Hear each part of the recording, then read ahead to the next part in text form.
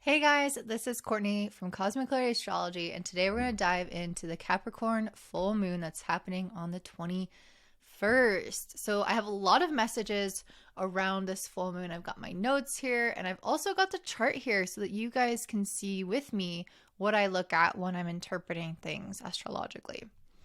So let's start off with the fact that it is now summer solstice at the time of this full moon or the day after. So we are experiencing the change of the seasons. And it's interesting because I was pulling cards on this full moon, and one of the repeating messages that I kept getting, and these words exactly, were the turning point. So there's something about this full moon that is a turning point. I think the change of the seasons really represents that, where we go from spring, where things are just coming out of kind of the melting phase, or starting to bloom in certain senses, to come back alive in certain senses. And then summer, when things start to really pick up. Now that we are alive, what are we doing? Now that we are having some big change in our life or moving towards something in our life, how is our life going to change? How are we having to change with it? And I think that we're going to have just some very big shifts that need to happen. And because this is a Capricorn full moon, Capricorn is the sign ruled by Saturn, and Saturn is the god of time. So there is going to be likely some quality here of feeling a relationship with time. Maybe pressure from time because its time is running out. Maybe you feel like life gets really busy and you don't have enough time in your day. Maybe you are trying to adjust your schedule and, again, adjust your relationship with time to find ease and flow. Maybe you are at a point in your life where you feel like I should be further along and you're comparing yourself to other timelines. But there's something here with time that I think would be helpful to evaluate our relationship with. And I think one of the things that we kind of don't want to hear, but that is always really relevant for a Saturn ruled moon, is the idea of having patience. So it's better to be feeling a little behind and precise and patient than to be out of alignment and to be fighting against time, making the wrong decisions, having to go back and redo things, having consequences for rushing into things. And so there's some big message here around having the patience to get to know your relationship with time and how that might need to change moving forward. The pace of your life might need to change. The things that you do might need to change. The way that you move towards objectives might need to change. And having patience with yourself and patience with the outcome is super important. And focusing again on precision, getting it right the first time, doing the things that matter, being in alignment, making that kind of ease in decision making and action happen as a result of that alignment is the goal.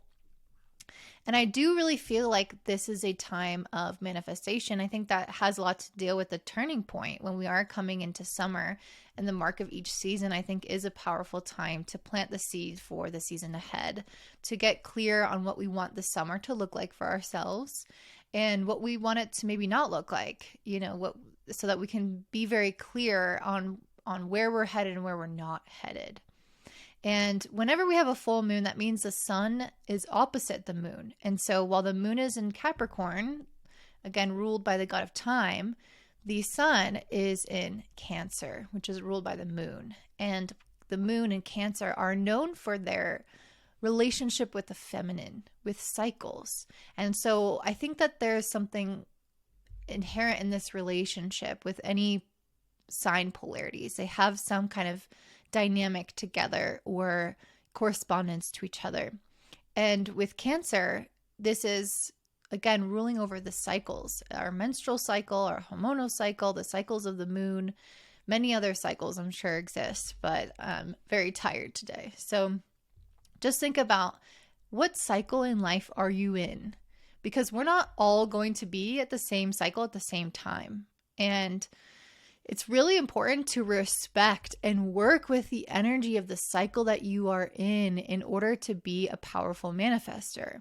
If you are in a cycle of healing and letting go, your intention and focus and the way that you move about your day and your relationship with time as well is going to change. If you are in a cycle of production and being out there in the world, that is another thing. If you're in a cycle of socialization and ease, that's another thing. So we all kind of have these different speeds and cycles and points in our life. And that's something that I think astrology is really beautiful for, because you can see what cycle you're supposed to be in given the transits that your chart is experiencing at that time. So I think it would be really helpful to reflect kind of what cycle am I leaving and what cycle am I entering into as a result of the summer solstice and this full moon occurring. The sun is also conjunct Venus and Mercury here in Cancer. So there's something quite beautiful, I think, about an energy like this. Venus and Mercury together, they have this very eloquent and artistry oriented and kind of soft and social and appreciative energy to them. And I think what this is serving for us is to help us kind of tap more into what it is that we really feel and what it is that we really want, because Venus has a lot to deal with our values, has a lot to deal with our priorities, the things that we place importance on. And that's why it's a planet of relationships, because we seek out people with qualities that we value. And so with this being next to the sun, I feel like we are gaining clarity and wisdom from our heart and from our roots in many ways, because Cancer does rule our connection to the family. So I think in many ways it's giving us, again, awareness around where our desires come from and our priorities come from, and how that might even be connected in some way to our roots, to our past. There could be some elements here of our childhood at times coming up, especially again with this being a Capricorn full moon related to time that can often draw things up from the past. So that's also possible at this time. There could be things from the past coming up, and they could be emotional with this being in Cancer.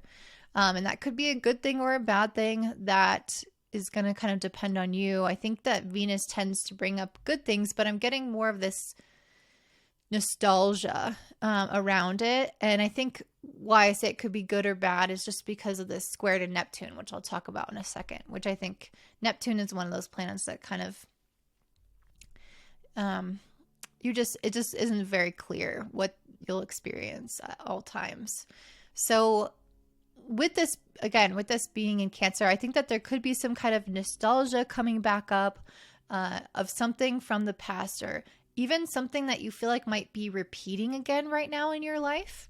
Even if it's not the same situation, there might be some emotional undercurrent or something harkening back to an experience that you've already had.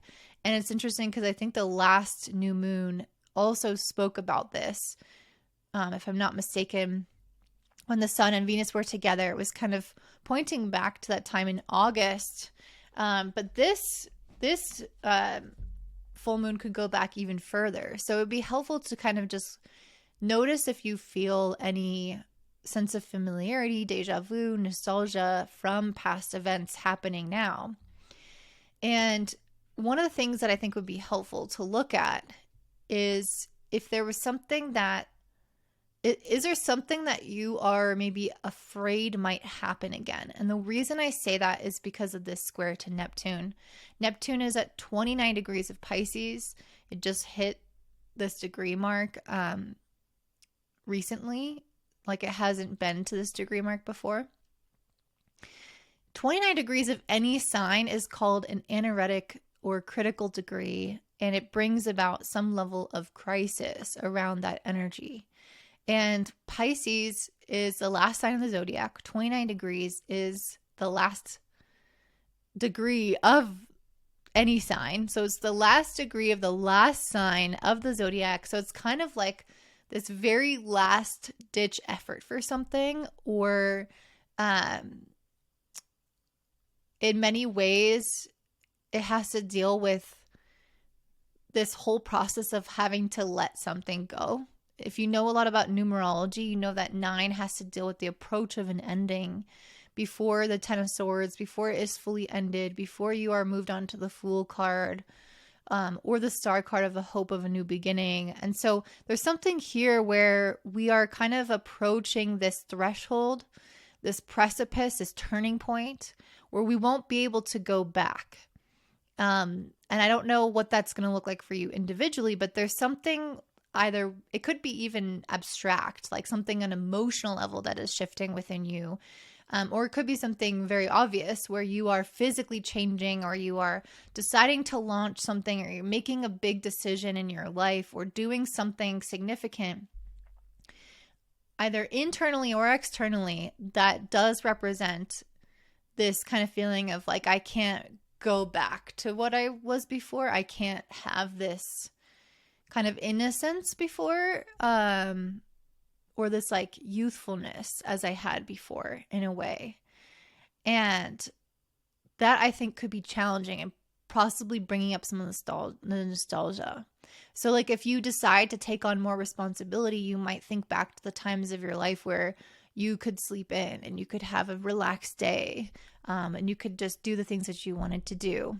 Or if you set a goal for yourself to do something significant, you might notice that your life really has to change and you have to evolve in order to meet that goal. And you could feel excited about that goal and wanting that goal, but then also those feelings of, again, some kind of trepidation or nostalgia, or anything around what you have to give up in order for that to happen, or how things will change, how you will change, how your life will change once you have that thing.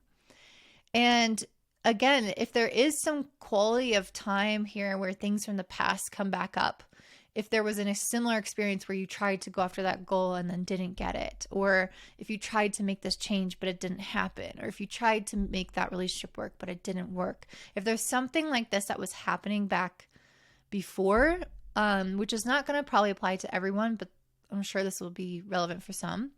If there's something like that, I think it's important for us to get down to the bottom of why we are disappointed, why that happened, why things became disillusioned, which is a common Neptune theme, and release that and realize that we can turn those losses into successes. We can turn those losses into miracles. And that's, I think, a very strong word here for Neptune in Pisces, which is definitely a planet in its home sign in the essence of miracles, blessings from the divine. And this square with Neptune and Pisces is going to be like existentially somewhat challenging in a way. It can create some level of confusion around our sense of direction. I'm going to list out a lot of things that can happen. It might be confusing for some people. They might find that they really struggle between the difference between their dreams and reality, because Pisces already can struggle with that. And at 29 degrees, it's going to get even stronger. And so you might feel like you have this vision of what life could be like, but then you look around and you're like, wait, this isn't happening. And so how do we materialize that? This Capricorn full moon, ruled by Saturn, the god of work as well, or the planet of work, is going to help us ground this into reality. But we first have to face the crisis of personal evolution, or this turning point. And in many ways, I think we're going to have to dissolve our ego and realize that there's quite a lot in this process that we cannot control, that we can't even understand. I think that there's a strong, like, divine fated energy around this full moon where things are happening to us. And we do have a say in it, because we have a say in everything to some degree. But I think that there is something still happening behind the scenes that requires us to become very adaptable and still try to assert ourselves in a way, with this being a Capricorn full moon, still try to take the lead of our own lives and take responsibility and be practical. But at the same time, with the square Neptune, there are fated circumstances, things that are unforeseeable, unknowable, uncontrollable, incomprehensible. And so there's so much of that going on that we have to like lose the boundaries of ourself in a way, because we're needing to dissolve ourself, our ego, our attachment to an exact way of how things should manifest. And we have to tune in more to the essence of things, the essence of who we want to become, the essence of what we want to have, the essence of what we want to feel. And that way we can kind of mold and adapt our sense of self and boundaries and everything that we need, or vision and connection to the goal, to fit this essence and the divine gift of what our vision is, that is transformed through the hands of God, because our version of it is not going to actually match what the version we are delivered is. I hope that makes sense. So we can be like overly attached to this fantasy. And I think it's ultimately important to, again, dissolve that, and not dissolve boundaries in the sense that you don't have boundaries with people and situations, but dissolve this kind of like rigidness around what we think life should look like, what we think things should be like, how fast things should happen, and connect to the essence in order for that to be delivered to us with more accuracy. And that, I think, will be hard. I think it'll be hard to kind of have this ego death in a way, this attachment death in a way. Again, this 29 degrees of Pisces has a lot to deal with trusting the divine and having that faith tested. And if this is, aspecting your chart, you're going to feel this personally. If it's not aspecting your chart, you're probably not going to feel it really. You might notice little things happen around you, but it's not going to affect you on that much of a personal level. So it's always important to look at your chart. But I think with this Venus and, Mercury in Cancer next to the sun, it's like we are having these strong ideals. We are having these strong emotional connections to things that we maybe been attached to since we were kids or influenced by our roots. And then the square Neptune is saying, but what if it looked a little different? What if you trusted the process of unfolding? What if you didn't force things? What if you had patience, but yet took action when needed? What if you listened to your intuition and listened to spirit and didn't get overly identified with being too much in a fantasy or too much in reality? Because either one of those is really not going to serve you. Reality can be too dense, fantasy's too light. Without the mixture of the two, it's really hard to achieve these big, audacious goals. I think there's also some element of being willing to work for what you want, because this is a Capricorn full moon. So it's not just like waiting for the universe to hand it to you. I did mention that there is the hand of God really moving us throughout this process and kind of shaping and shifting things. And I do see that. But I also think that given that this is a Capricorn full moon, we have to take, again, some level of responsibility in this situation and be willing to do the work necessary to follow through on the things that the universe aligns or doesn't align for us, and be willing to kind of listen to that. I think there's also this humbleness that we can bring to the table, where if we're overly attached or we are egoically identified with something, I think it will not serve us. And one of the things that I see with that is the sun in this pretty tight, almost, it's exact within degree to quincunx to Pluto. And there's something about this with the sun where it's very much about our ego, our pride, our sense of identity, and what we know ourselves as. I feel like in order to dissolve the ego, we need to first humble ourselves and be willing to maybe do things that we weren't willing to do before to get what we want, or humble ourselves in order to not become so attached to an exact way of things manifesting, and being open to, again, guidance from spirit on how that essence is the same, but the form can change. And so there's something here around being humble to the divine and realizing that we think we know best, but we don't actually know best. And we have to give up some semblance of control. With this sun quincunx Pluto and this being a Capricorn full moon, there is likely some degree of us wanting to maintain control and having some kind of fear around letting it go. And in many ways, we may feel like we are going through some kind of crisis or some kind of buildup of internal pressure as we start to feel like things are changing around us, or we are changing, we are evolving, and we're maybe feeling like the power is slipping from our fingertips. And that's usually when people grip on tighter and the pressure can build up more.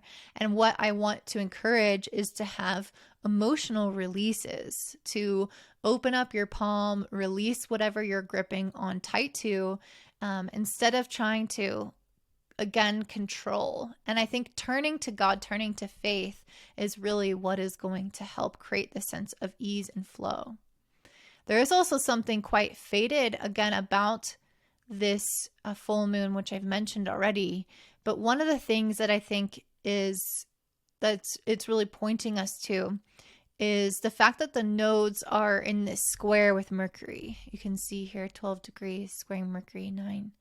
So something about a planet squaring the nodes is a turning point in and of itself, and fated in and of itself, where we're kind of asked, do we want to go down the old route with this planet or the new route? Because the north node is the new, the south node is the old.